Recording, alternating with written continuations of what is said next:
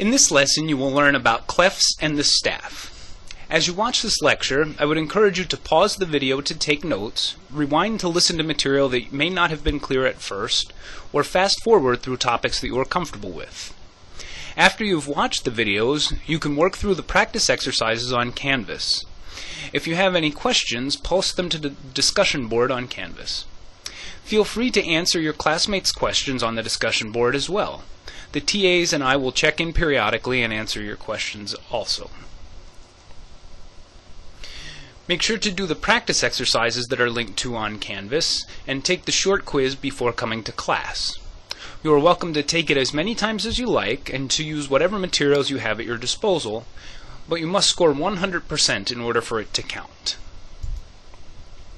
At the end of this lesson, you should be able to draw treble, bass, and C clefs, identify pitches in treble, bass, alto, and tenor clefs using octave designations, and rewrite music from one clef to another.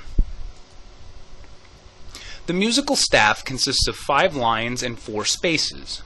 Notes can be placed on any line or space, as well as above and below the staff.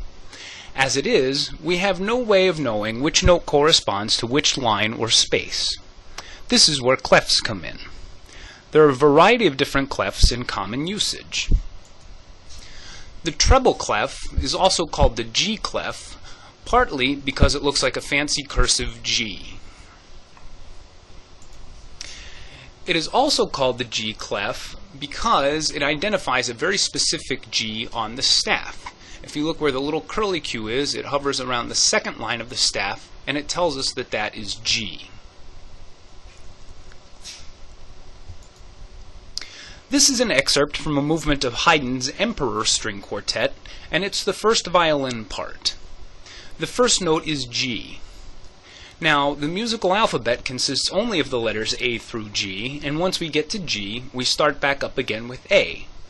So if I wanted to name the pitches on this staff, it would look like this. I would encourage you to take a moment and look up a recording of this piece, either on YouTube or through one of the library's streaming audio sites. Listen to the melody and try to follow along with the music. You might pause this video while you search for one and play it so that the music stays on the screen while you listen.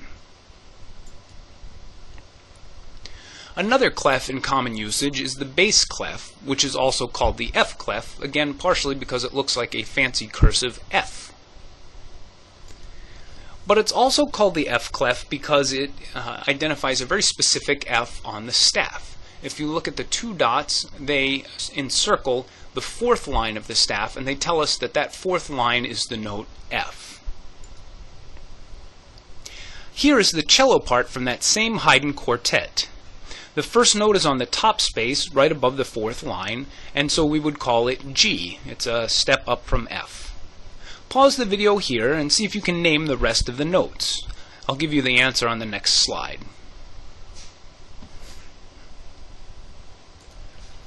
You can see that the notes that follow are F, G, D, and another different G. So far we have seen 3 different Gs, 1 in treble clef and 2 in bass clef. These different Gs lead us into the next topic.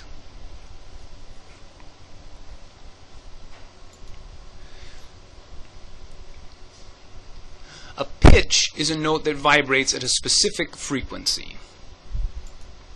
For instance, the orchestra tunes to an A that vibrates at 440 Hertz. Hertz means cycles per second. A pitch class consists of all pitches with the same letter name. Violin's A string is a different pitch than the double bass's A string, but both are considered members of the same pitch class. Pitches that have the same letter name are said to be octave equivalent. I've attached the treble and bass clef staves together into what's called a grand staff. Note the bracket over here on the left-hand edge. I've also indicated all of the different Gs. All of them are members of the same pitch class, even though some of the Gs are higher or lower than the others. We can talk about pitch in terms of how high or how low the note is. When you look at a piano keyboard, you'll see a pattern of 2 black keys and 3 black keys that repeats over the length of the keyboard. The white key immediately to the left of the 2 black keys is always C. When you sit at a piano keyboard and you find the C that's right in the middle of that keyboard, we call that middle C. You can see here how we write middle C in treble clef and in bass clef, and how it looks on the grand staff. I've also labeled middle C as C4. The 4 is what we call an octave designation, and it's useful for referring to pitches as opposed to pitch classes. Here is the Haydn excerpt again. This time I've labeled each pitch with a letter, name, and octave designation. Take a minute and listen to it once more.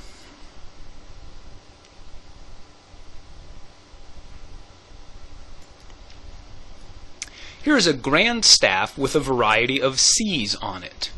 If we need to extend the staff to accommodate notes that are lower or higher than the 5 lines can handle, we use what are called ledger lines.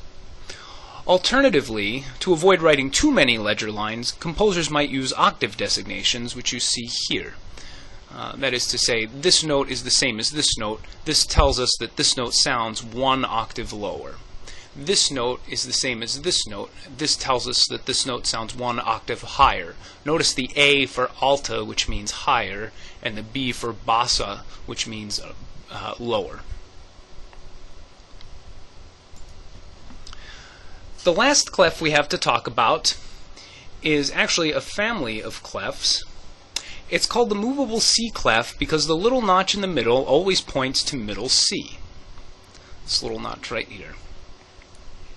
The alto and the tenor clefs are the most common. The viola plays an alto clef, and trombone, bassoon, and cello will sometimes play in tenor clef. You should know the other ones, but they aren't terribly common. Notice that the higher on the staff the clef is, the lower the voice part it corresponds to. This makes sense if you think in terms of needing space above or below middle C. If a baritone is a low voice part, it needs lots of space below middle C. If a soprano is a high voice part, it needs lots of space above middle C. You should also note that the C clef only ever appears on lines and never on spaces. Here's the viola part for the Haydn quartet with all of the pitches labeled with letters and octave designations. Listen to the recording again and see if you can hear the viola part in between the violin and cello parts.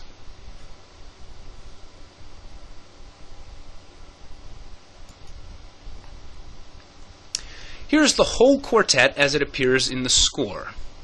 Listen to it and practice naming the notes in octave designations for each instrument.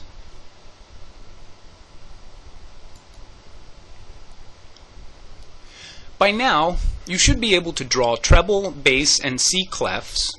You should be able to identify pitches in treble, bass, alto, and tenor clefs using octave designations.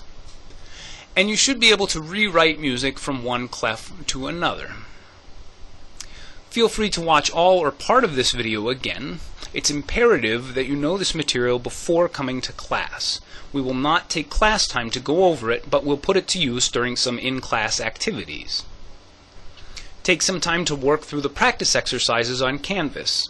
If you have any questions, post them to the discussion board. Feel free to answer questions posed by your classmates, and the TAs and I will occasionally check in and answer questions as well. Do the practice exercises that are linked to on Canvas, and make sure to take the short quiz before coming to class. Again, you can take it as many times as you like and use whatever materials you have at your disposal, but you must score 100% in order for it to count.